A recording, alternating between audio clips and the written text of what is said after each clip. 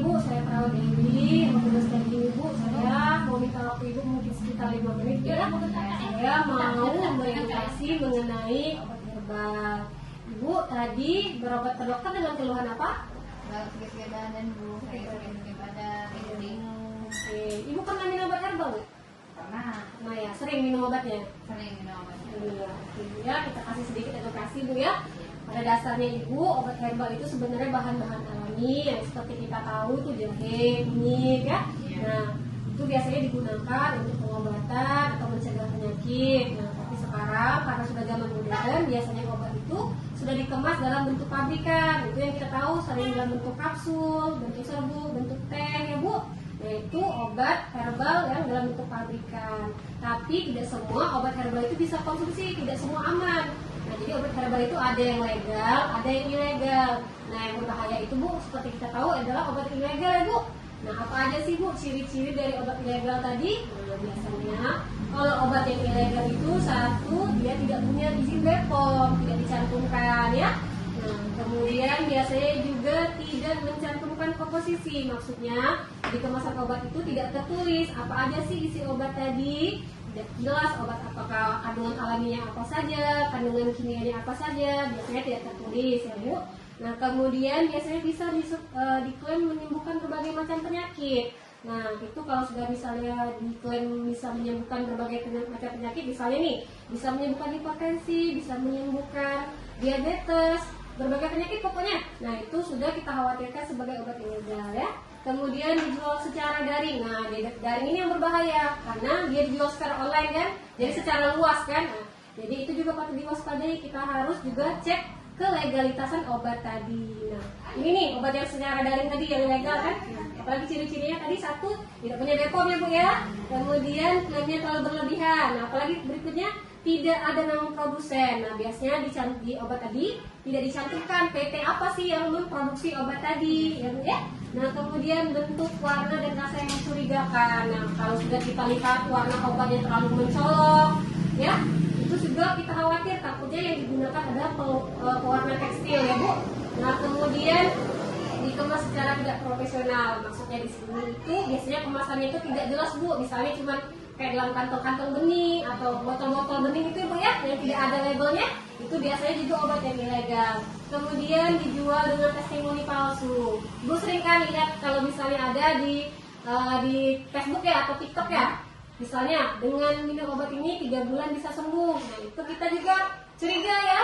Tidak mungkin kan obat ini dengan cuma obat ini bisa menyembuhkan berbagai penyakit dan bisa sembuh dalam waktu singkat. Itu juga bisa kita curigai. Nah, kemudian biasanya obat ini dijual dengan harga murah Bu ya. Biasanya Ibu beli obat itu harga berapa kalau boleh tahu?